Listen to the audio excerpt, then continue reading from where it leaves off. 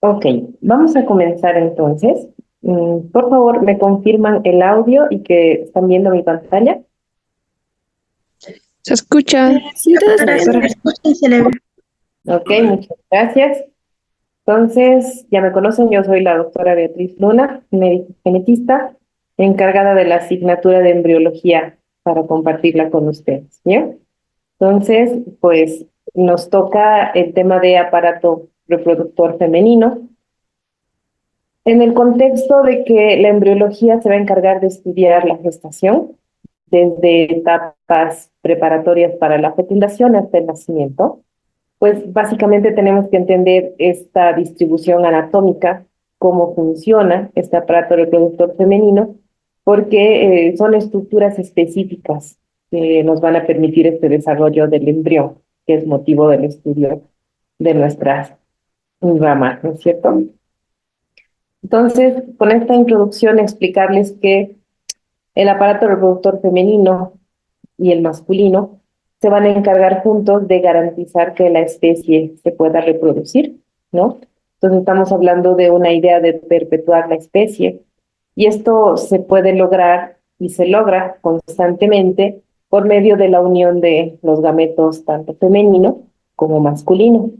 Como en los gráficos que ustedes tienen en pantalla, el gráfico superior nos muestra una pareja, varón y mujer, cada quien aporta el material genético en sus gametos para permitir la fecundación y esta fecundación nos lleva a la formación de un nuevo ser.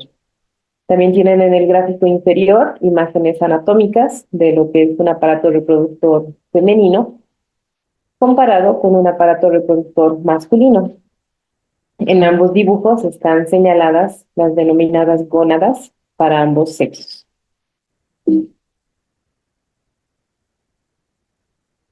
Entonces, quedamos en que el aparato reproductor femenino es donde se va a dar y se va a mantener el desarrollo de un nuevo individuo. Y esto no solamente va a ser para la especie humana, sino para otras especies. Ahora, la importancia de este sistema de reproducción femenino en embriología radica en que pues, el proceso de reproducción es el que va a mantener nuestra especie y que en este proceso se va a dar un intercambio y un flujo de material genético, lo que se denomina información genética, transmitiendo de madre a hijo o hija en el gameto femenino esta información, también llamado óvulo, ¿no? Y seamos conscientes que la producción de esta célula pone en funcionamiento una serie de órganos sexuales que en conjunto son parte del aparato reproductor femenino. Explicado esto, vamos a repasar definiciones de gónadas y de gametos. Hay que diferenciar estas definiciones, hay que comprenderlas y hay que ver su funcionalidad, ¿no? Entonces, hablábamos de garantizar la reproducción de la especie humana. Y para esto, los órganos que componen van a ser las gónadas y las gónadas contienen a los gametos. Por favor, tengo un micrófono que se está activando. Les ruego que por favor tengan precaución. Entonces, las gónadas, per se, son los órganos reproductores que se van a encontrar ya sea en el aparato reproductor femenino o masculino. Si vamos a hablar del aparato reproductor masculino, las gónadas son los testículos y para las mujeres las gónadas son los ovarios. Dentro de estas estructuras, ya sean ovarios o testículos, se encuentran los gametos. Los gametos son estructuras responsables de que haya este intercambio genético. Las gónadas son fundamentales en todo lo que es el contexto de reproducción y desarrollo sexual de un individuo y permiten la producción de hormonas para permitir un adecuado funcionamiento de los órganos sexuales, tanto internos como externos.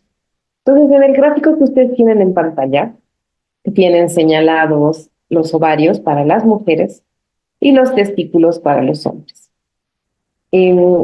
Vamos a ir viendo esta estructura, este funcionamiento, en este caso para las gónadas femeninas, porque esos pequeños círculos rosados que ven dentro del ovario en este esquema representan precisamente esta comprensión de cómo está dada la estructura de un ovario, cómo funciona y por qué se habla de ciclos mensuales, menstruales, ciclos de 28 días en todas las mujeres, ¿no? Cómo va a ir funcionando este ciclo de acuerdo al influjo hormonal que se vaya dando. Si profundizamos un poquito más el concepto de gametos, vamos a comprender que son sexuales altamente especializadas que están presentes en todos los organismos que tengan reproducción sexual. Van a ser responsables de transmitir la información genética de los progenitores hasta la descendencia y durante la fertilización, o como hemos hablado nosotros en la fecundación, el óvulo y el espermatozoide se van a unir para formar un embrión. Pueden ver ustedes en pantalla un gráfico que muestra el gameto femenino, llamado óvulo, versus el gameto masculino, llamado espermatozoide. Y salta a la vista, espero que a ustedes les llame la atención, que ambos gametos son totalmente distintos desde todo punto de vista. Son distintos en forma, son distintos en estructura, en composición, son distintos en funcionalidad. Por ejemplo, el óvulo es una célula muy grande en comparación con los espermatozoides, como pueden ver en pantalla. O el óvulo está acompañado de una corona radiada, un cúmulo celular, etcétera, cosa que el espermatozoide no. Pero el espermatozoide tiene la capacidad de moverse para poder llegar hasta el óvulo, mientras que el óvulo per se no se mueve, ¿no es cierto? No tiene esa motilidad. Por otra parte, el óvulo es una célula cargada de citoplasma, como pueden ver en pantalla, a comparación del espermatozoide, que prácticamente ha reducido su citoplasma a la menor expresión posible. Sin embargo, es importante destacar que tanto el óvulo como el espermatozoide, ambos denominados gametos, se parecen en que los dos tienen solo la mitad de la información genética. En el caso de la especie humana, no tienen 46 cromosomas, sino que cada uno aporta la mitad, 23 el óvulo, 23 el espermatozoide, para que cuando se unan puedan reconstituir esta carga genética esperada. Es interesante además ver que tanto el óvulo como el espermatozoide van a tener distintas etapas de maduración para considerarse células sexuales diferenciadas y aptas para la fecundación. ¿De acuerdo? Entonces, esa es una vista macro de lo que son los gametos y cómo hay que entenderlo. Entonces, yo les estaba hablando de la carga genética. Como pueden leer en la pantalla, los gametos se consideran únicos porque tienen solo la mitad del material genético en comparación con las células normales. Entonces, les pongo en contexto de que nosotros estamos conformados por dos tipos de células: las células somáticas, que forman todo nuestro cuerpo, y las células sexuales o germinales, que se refiere a los gametos. La diferencia está en que las células somáticas se van a reproducir constantemente por mitosis. Eso quiere decir que de una célula madre van a nacer dos células hijas idénticas en función y en genética a la madre. Y así es como se va dando esta reproducción celular. Por lo tanto, en mitosis, en una célula somática, una célula de 46 cromosomas se reproducirá en dos células, cada una con 46 cromosomas. En cambio, las células sexuales, los gametos, si bien tienen etapas incipientes en las cuales se van a ir reproduciendo por mitosis, va a haber un momento específico que van a ingresar en otra forma de división celular que se denomina meiosis. En la meiosis tiene la particularidad de que permite variabilidad genética y que además reduce la carga genética. En otras palabras, una célula madre que entra en meiosis terminará en 4 células, todas distintas desde el punto de vista genético a la madre, porque en este tipo de división celular hay un intercambio de material genético. Y a diferencia de generar solo 2 células, genera 4 células porque existen 2 meiosis en los gametos, ¿de acuerdo? La meiosis 1 y la meiosis 2. Por otra parte, Ustedes pueden ver en el gráfico que tanto el gameto femenino, el óvulo, como el espermatozoide, cada uno tiene sus 23 cromosomas. Presten atención a que el 23 es un número impar y la combinación de ambas cargas cromosómicas, ambas ploidías, va a dar 46 cromosomas. A eso se le denomina un cigoto, y ese cigoto se considera diploide porque tiene el doble de la carga genética de una especie. ¿Listo? Entonces, estos conceptos también se van a ir ampliando poco a poco, nos vamos a ir familiarizando con esto, pero lo importante aquí es que quede claro para todos ustedes el aporte de la mitad de material genético a partir de los gametos.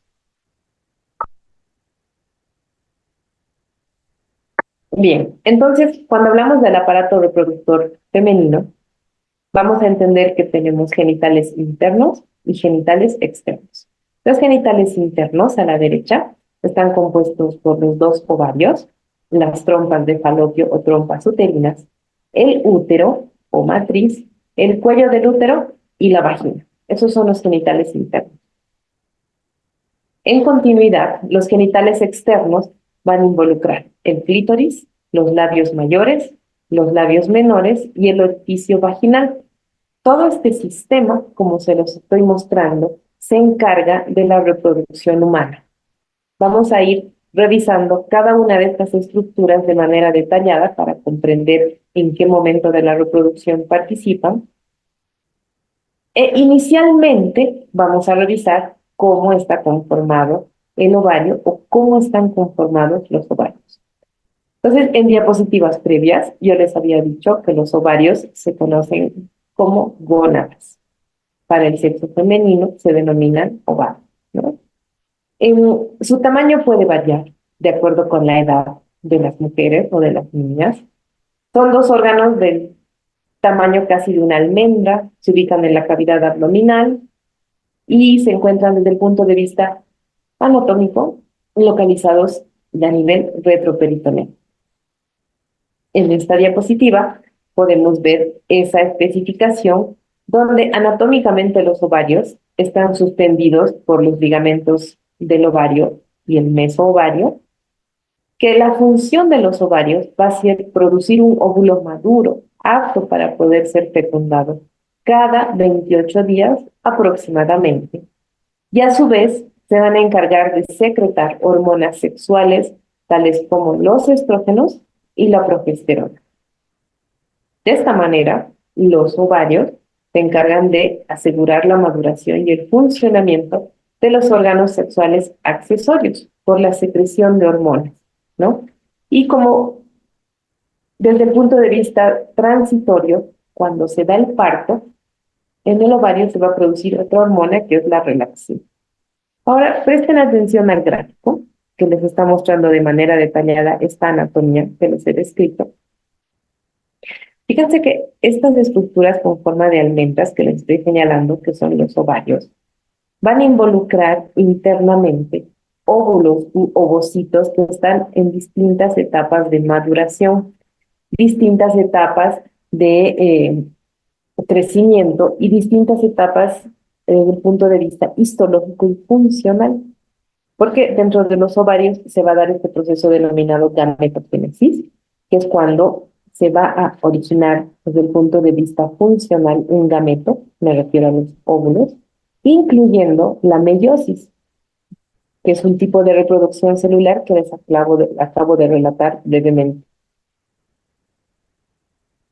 Si nosotros hacemos un corte histológico de un ovario, como pueden ver en la pantalla, en el esquema o en el dibujo podemos distinguir una corteza ovárica y una médula ovárica. Vamos a ir comparando este dibujo o esquema con la fotografía que tenemos, perdón, de un corte histológico también de ovario.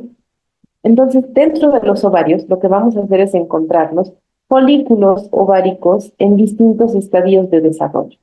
El hecho de que tenga círculos más pequeños en una región que se van agrandando o posteriormente se hacen irregulares, no es al azar. Esto se debe a la manera en la que se va a dar esta maduración de folículos. Los folículos se van a encontrar en la corteza ovárica, de manera periférica en el ovario, y son estructuras que van a contener básicamente a los gametos femeninos. Entonces, presten atención al gráfico. Ustedes pueden ver círculos pequeños que contienen todavía un círculo más pequeño de color lila. Ese círculo más pequeño de color lila que les estoy señalando en cada uno de los círculos corresponde al gameto femenino u óvulo. Todo lo que le está rodeando a este óvulo corresponde a estratos celulares, líquido específico para utilización o distintas capas de glucoproteínas para darle funcionalidad a la maduración del óvulo.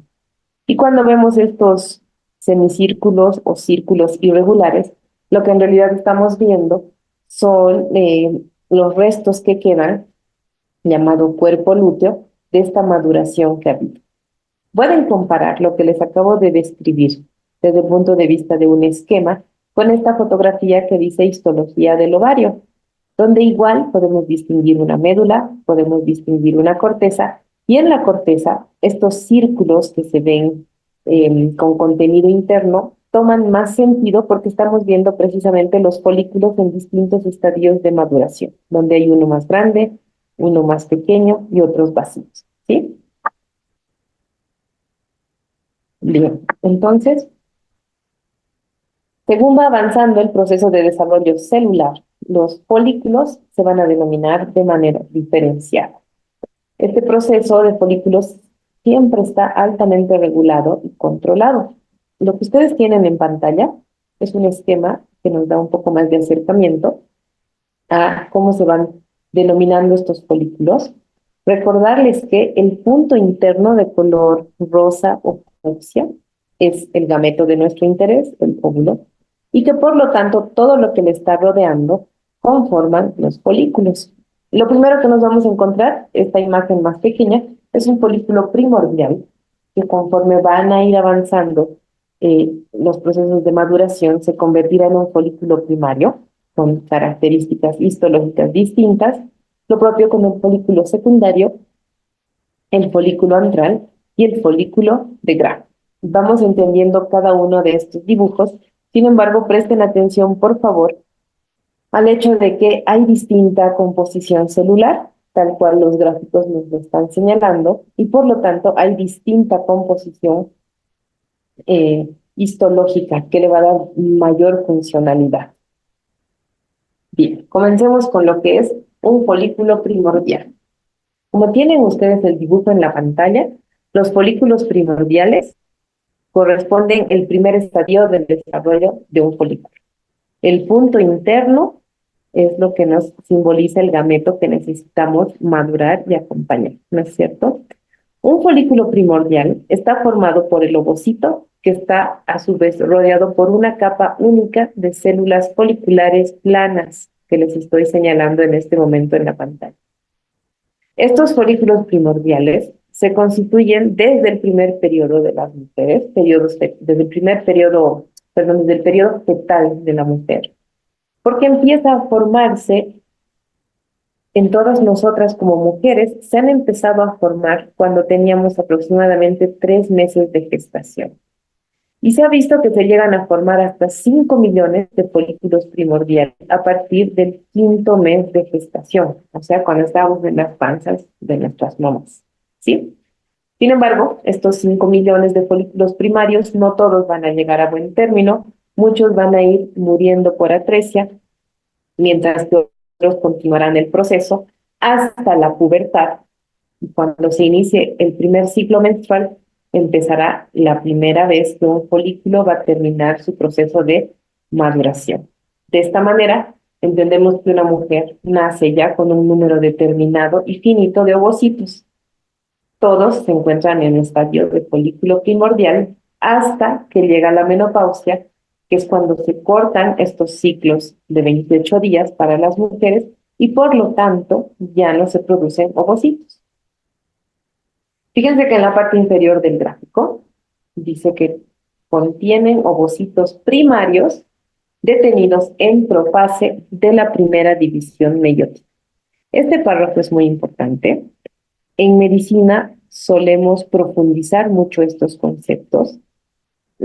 Aquí básicamente explicarles que un folículo primordial tiene un ovocito que está en distintos estadios de maduración y que está paralizado en una de las subfases de la meiosis hasta que se produzca una menstruación. Cuando se produzca la menstruación, ese parálisis va a continuar hasta el momento en el que se produzca una fecundación. Esto lo vamos a ver en temas que vienen más adelante, pero para que ustedes vayan teniendo en mente la complejidad de hablar del desarrollo y maduración de los folículos. Después del folículo primordial, tenemos un folículo primario. Y ustedes tienen la imagen, el ejemplo claro en la pantalla, de este folículo primordial que tenía células planas. Pasamos a un folículo primario, donde se observa que las células planas que rodeaban al ovocito se han convertido ahora en células cúbicas. Esta es la particularidad de un folículo primario. Y el ovocito como tal, el óvulo que está en crecimiento, aumenta su tamaño a expensas de su citoplasma. ¿De acuerdo? Por lo tanto, cuando hablamos de un folículo primordial, como tienen ustedes en la fotografía del corte histológico, nos referimos a estas imágenes con células planas. Y cuando hablamos de un folículo unilaminar primario, el folículo primario per se, fíjense cómo ha cambiado la morfología de las células que ahora se han hecho cúbicas y cómo ha habido un aumento de volumen importante para ese ovocito u oocito que está en proceso de maduración. Para entender más lo que les acabo de explicar, vamos a utilizar este esquema. En la parte interna del dibujo, ustedes pueden ver el núcleo celular del ovocito. Consideren que dentro de ese núcleo hay solo 23 cromosomas, como les he explicado anteriormente, y que este ovocito va a tener bastante cantidad de citoplasma y de organelos citoplasmáticos, tal cual pueden ver ustedes en la imagen. La membrana de este ovocito tiene una particularidad respecto a su composición que va a tener mucho que ver con varias glucoproteínas para un adecuado reconocimiento de gametos de especie en el momento de la fecundación. Alrededor, por lo tanto, del ovocito tenemos las células foliculares cúbicas, tenemos una lámina basal que está protegiendo esta región y células del estroma que se encargan de acompañar esta maduración de folículo primario. ¿Sí? Pueden comparar lo que les acabo de explicar en gráficos con la fotografía que tienen en pantalla con estas estructuras de manera similar. Pasado este estadio, podemos ver la evolución hacia un folículo terciario, cuando el folículo primario multilaminar, que quiere decir que esa capa de células cúbicas empieza a proliferar y tener varias capas, estamos hablando de la presencia de más estratos de células cúbicas y aparece la zona pelúcida propiamente dicha. Recuerden que les había hablado de esta membrana de zona pelúcida. Ahora aparece la zona pelúcida propiamente dicha y está señalada en esta fotografía de corte histológico. Las capas foliculares que rodean al ovocito son varias, por eso no se va a llamar solamente el epitelio que rodea, sino la capa granulosa que rodea al ovocito. Y las células foliculares van a secretar un material hialino que está altamente compuesto por glucoproteínas. Esa es la zona pelusa. El ovocito también se va a rodear de células de la teca. Las células de la teca van a ser células específicas que van a estar en la periferia para dar otra funcionalidad, sobre todo en la producción hormonal que vamos a ver más adelante. Un folículo secundario además muestra la presencia de algunas lagunas antrales, que son pequeños espacios que se van abriendo dentro del folículo. Y además aparece la teca interna como esta membrana o coraza que está protegiendo el folículo. Entonces, fíjense la diferenciación de un folículo primario con células cúbicas a un folículo secundario que incluye varias capas de células cúbicas y el inicio de la formación de lagunas antrales, de espacios dentro del folículo. Por su parte, el folículo terciario lo vamos a ver cuando sea antral y de Graf, porque estas lagunas antrales de las que les había hablado empiezan a confluir y forman el antro folicular, que está lleno de ácido hialurónico, un espacio en el folículo que se llena de esta sustancia y además se forma el cúmulus o porus, que viene a ser una capa de células de la granulosa que se van a quedar unidas al ovocito, como si una corte acompañara al ovocito. ¿Cuál es la importancia de entender este folículo terciario? Que esta cavidad, este antro folicular, va a llenarse de líquido para poder aportar en el desarrollo de este folículo, que el folículo ha aumentado mucho de tamaño y que tenemos en este acercamiento estratos celulares como son la teca externa, la teca interna y la lámina basal en contacto con las células de la granulosa. Entonces, un folículo terciario tiene mucho más volumen. Es como si nosotros acompañaríamos una novia o una princesa de muchas capas de vestidos para permitir que llegue hasta el momento de la fecundación. Cuando hablamos de un folículo antral, estamos diciendo que es el folículo de mayor tamaño en un corte histológico de ovario. Está presente en las células, están presentes las células de la granulosa y está presente el antro folicular. Comparen, por lo tanto, el gráfico A con el gráfico B, donde tenemos el ovocito rodeado por esta línea roja. A su alrededor tenemos todas estas células de la granulosa. Tenemos el antro folicular y tenemos esta capa de células de teca externa y teca interna. Conforme va madurando este folículo antral, el ovocito va a ser desplazado hacia la periferia del folículo.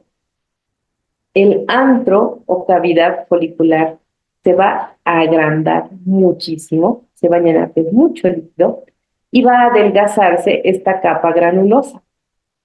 Todo el conjunto de células que siguen acompañando al ovocito es el cúmulus o oporus. Y cuando hablamos del folículo de Graf, pues tenemos el paso de un folículo antral, como se los he descrito hasta ahora, dependiente de gonadotrofinas, a partir del eje hipotálamo hipoficiario, hacia el folículo de Graf. El folículo de Graf tiene una maduración mucho más exquisita, mucho más dirigida, para permitir ya la liberación del ovocito maduro para la fecundación. Entonces, el folículo totalmente desarrollado es el folículo de Graf y va a dar lugar a la ovulación del ovocito desde su interior. Por el crecimiento de este espacio de líquido del antro, el ovocito va a quedar lateralizado, como pueden ver ustedes en las imágenes, pero va a seguir acompañado de este grupo de células que es el cúmulus o porus para salir hacia la trompa uterina y ver si en este ciclo se da una fecundación. Bien, repasando todo lo que les he explicado, vamos a analizar este gráfico y vamos a compararlo con este corte histológico, ¿no? Entonces, desde adentro hacia afuera, en color celeste ustedes pueden ver el núcleo celular del gameto femenino, que es el ovocito, tienen el citoplasma del ovocito, tienen la membrana que va a dar origen a lo que va a ser la zona pelúcida, tienen las células que formarán la corona radiante luego de la ovulación y tienen todo este collar de cuentas que viene a ser el cúmulus o oculus. Tienen un antro lleno de líquido folicular y tienen la teca externa y la teca interna. Esto, queridos estudiantes, es un folículo maduro llamado de De Graaf y las mismas imágenes se aprecian solo que contralaterales en este corte histológico. Pues presten atención en esto, porque lo que estamos viendo precisamente es esta estructura que tiene funcionalidad y que ha permitido durante los primeros 14 días del ciclo ovárico la maduración de los folículos. Estos folículos per se no son los gametos, sino que contienen al gameto que debe ser fecundado. Y todo lo que le rodea al gameto no pierde su función hasta ese momento, sino que, como van a ver más adelante, va a continuar funcionando por la producción de hormonas que permite. Entonces, con lo que les acabo de explicar, vamos a repasar brevemente cómo está constituida la estructura del ovario. Tienen diferenciado por color lila y colores rosados y rojos lo que pasa en la corteza y lo que pasa en la médula. Revisemos que la corteza del ovario contiene los folículos ováricos, está compuesto por tejido conjuntivo, que es el estroma ovárico, epitelio superficial, el germinativo, estructuras vinculadas al ciclo ovárico. Y aquí vamos a repasar que van a ser el folículo primordial, el folículo primario, el folículo secundario, el folículo preovulatorio terciario o de Graf, más un cuerpo hemorrágico, un cuerpo lúteo y un cuerpo albicans. Voy a detenerme aquí para pedirles que tengan cuidado con la pantalla porque me están apareciendo líneas en la pizarra y todo esto se está registrando por sistema, por si acaso. Cuando nosotros revisamos lo que es la médula del ovario, estamos viendo que su composición es a partir de tejido conjuntivo laxo, donde vamos a tener nervios, vasos linfáticos, vasos sanguíneos y células intersticiales. Mari Judith Gutiérrez, si puede prestar atención, por favor, porque me está rayando la pantalla. Gracias.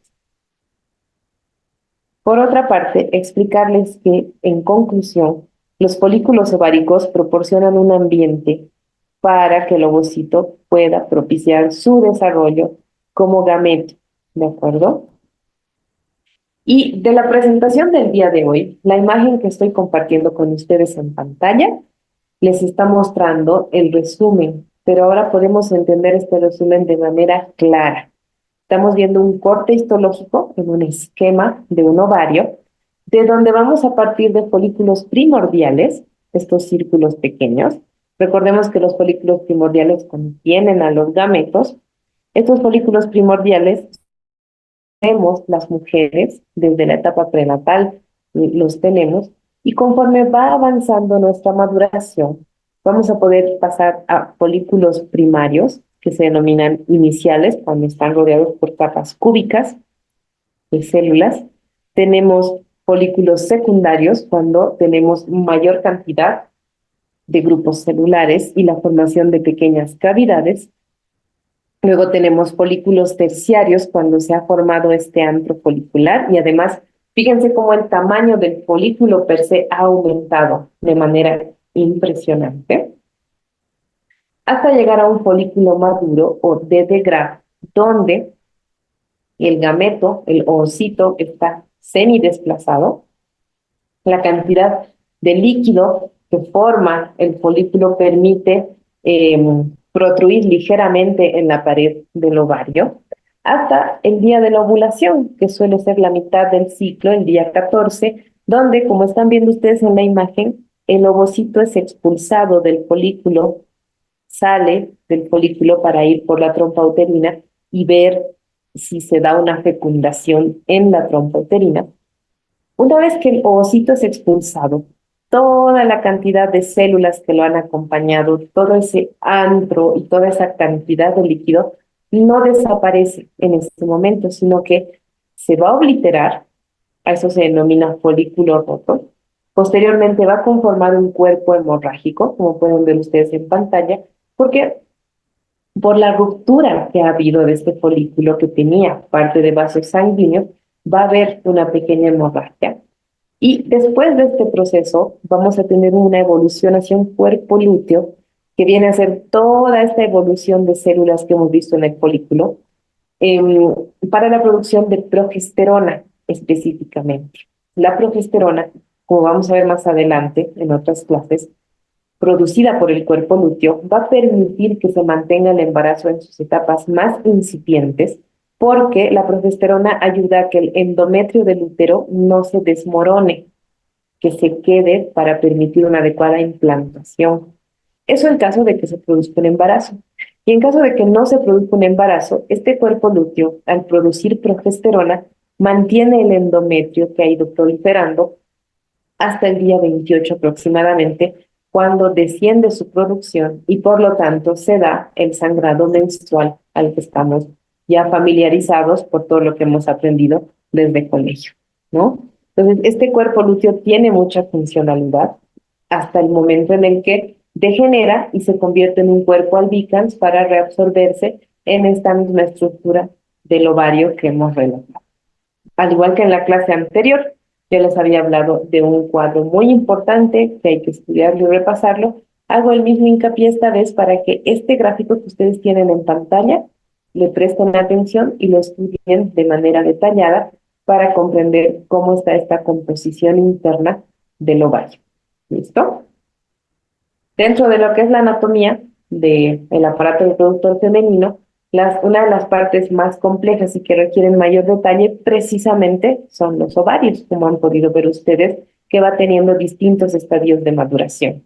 Entonces, esta es la última diapositiva de esta presentación, porque para el día viernes vamos a continuar con lo que son las trompas uterinas y el resto de la anatomía del aparato reproductor femenino. ¿Listo? Entonces, yo hasta aquí voy a avanzar, voy a abrir micrófono para quienes tengan alguna pregunta. Quedo atenta. Disculpe, doctora, ¿a qué se le dice los atrésico? Ok, muchas gracias. Un folículo atrésico, como tienen señalado en pantalla, corresponde precisamente a todas estas estructuras histológicas de las que hemos hablado, que no ha conseguido su maduración final para que un ovocito pueda ser expulsado. Cuando un folículo es atrésico, no llega a su maduración final y se reabsorbe. Y es común o frecuente ver este tipo de estructuras en el ovario. ¿Alguna otra pregunta más? Buenas tardes, Lili. Buenas tardes. ¿Se me escucha? Sí, adelante. Tengo dos preguntas. Bueno, nos decía que, por ejemplo, desde que son niñas tienen los folículos primordiales. Eso quiere decir, por ejemplo, que mientras va creciendo, tienen en el ovario varios folículos primordiales y luego cuando llega a la etapa de, digamos, cuando menstruan, entonces en esa etapa es cuando recién se convierte en folículo, ¿cómo es? El secundario sería más o menos y luego, digamos, cuando termina de menstruar, yo tenía entendido que se vaciaba el ovario y volvía a hacer entonces, ¿en dónde quedan los folículos que dice que ya acumulamos desde niña? Muy bien. Sí, efectivamente, los folículos primordiales vienen en todas las mujeres desde que estamos en etapas intrauterinas, ¿sí? Porque al final son los óvulos, los ovocitos, en estadios de maduración incipientes. Para que un folículo primordial pase a un folículo primario, secundario, etcétera, necesitamos un influjo hormonal importante. Y cuando las hormonas empiezan a funcionar, el eje hipotálamo hipoficiario da la señal para que las hormonas sexuales empiecen a trabajar, eso se da en la pubertad. Entonces, para que haya esta maduración de folículos hasta folículos maduros, tenemos que empezar a tener ciclos sexuales, ¿de acuerdo? Es decir, ciclos hormonales relacionados con las hormonas sexuales.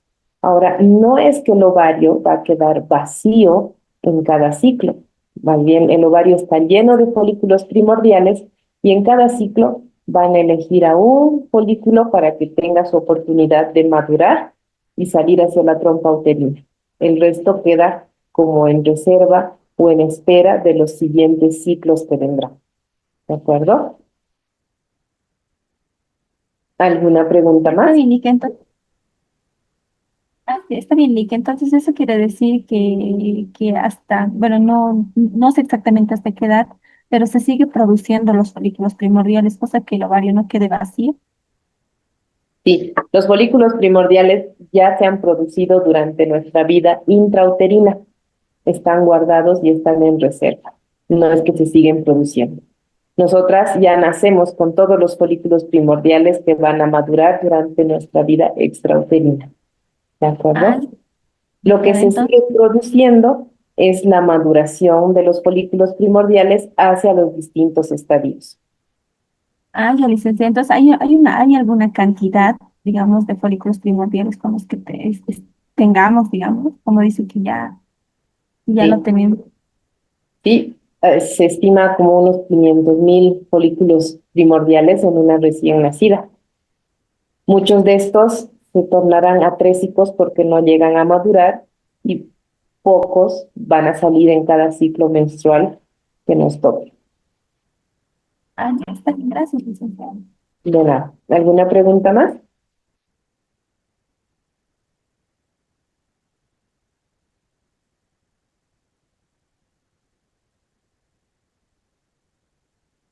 A ver, vamos a ver si en mensajes tengo alguna pregunta.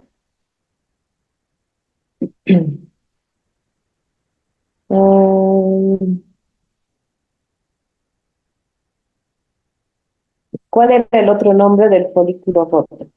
No, el folículo roto no tiene otro nombre. Previo a este estadio tenemos el folículo de Graf, que es el más grande, que está a punto de ovular, de estallar, ¿de acuerdo? ¿Y qué es el cuerpo albicans? Pregunta Alejandro. El cuerpo albicans es el último estadio del desarrollo folicular, que por su mismo nombre albicans es una estructura blanquecina que ya ha perdido la capacidad de seguir produciendo hormonas. ¿De acuerdo? Es un cuerpo que va a entrar en atresia.